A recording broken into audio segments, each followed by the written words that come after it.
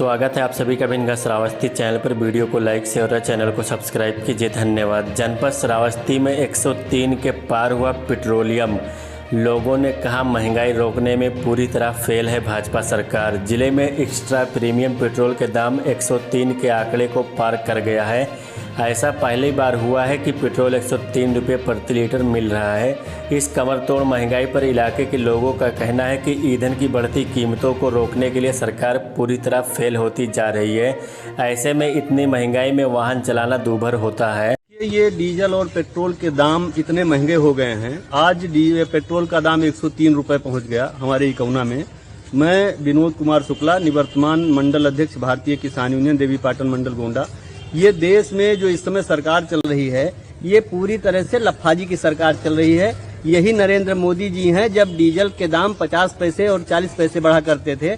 आपको अटल बिहारी वाजपेयी जी वाली वो सीन याद होगी जब 50 पैसे डीजल पेट्रोल के दाम बढ़े थे तो वो बैलगाड़ी से संसद गए थे, है नहीं। आज ये पूरी तरह से इस देश को बेच लेने के लिए, किसानों की कमर तोड़ देने के लिए और पूरी तरह से देश को शोषण करने के लिए और एक कंपनी के तौर पे ये सरकार को चलाया जा रहा है। आज किसान और जनता के प्रति सरकार की कोई संवेदना नहीं है। ये पूंजीपतियों की जेबें भरने के लिए लगातार चल रहा है और देश को गुमराह किया जा रहा है जाति और धर्म पे। देश की जनता को जाति और धर्म पे गुमराह किया जा रहा है और उद्योगपतियों के माध्यम से देश को लूटा जा रहा है।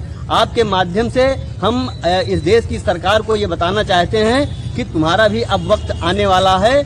महंगाई पर अंकुश लगाओ, अन्यथा ये जनता आपको माफ नहीं करने वाली है। शुक्ला जी, इससे पहले भी किसान यूनियन, किसान संगठनों ने और अन्य राजनीतिक पार्टियों ने भी महामहिम को संबोधित ज्ञापन सौंपा। आज तक उस पर कोई कार्रवाई नहीं हुई पेट्रोल और डीजल के दामों को लेकर।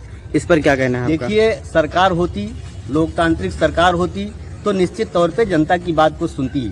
आपको मालूम होना चाहिए कि इस देश में इस समय जो सरकार चल रही है वो अडानी और अंबानी, मोदी और अमित शाह के माध्यम से चल रही है। आज ये भारतीय जनता पार्टी की सरकार नहीं है।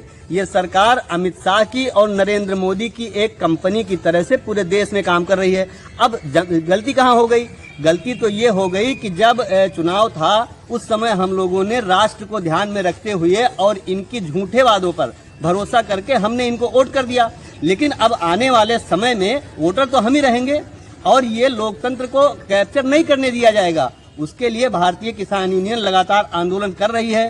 3 कृषि कानून के खिलाफ हम लड़ रहे हैं। इस देश में महंगाई और भ्रष्टाचार के खिलाफ हम लड़ रहे हैं, है नहीं। आज आप देख लीजिए, किसी भी वस्तु और इनके मंत्रियों के बयान सुन लीजिए। जब सरसों के तेल का दाम बढ़ता है तो ये एक कैबिनेट मंत्री कहता है केंद्र सरकार की कि हमने मिलावटखोरी को बंद कर दिया है नहीं। ढपोल संघ की बात करना इन लोगों की आदत बन गई है। लेकिन अब इस देश की जनता को हम लोग जगाने का काम कर रहे हैं। देश की जनता को अब गुमराह नहीं होने दिया जाएगा। निश्चित तौर पर हम इस सरकार को संवेदनशील करेंगे।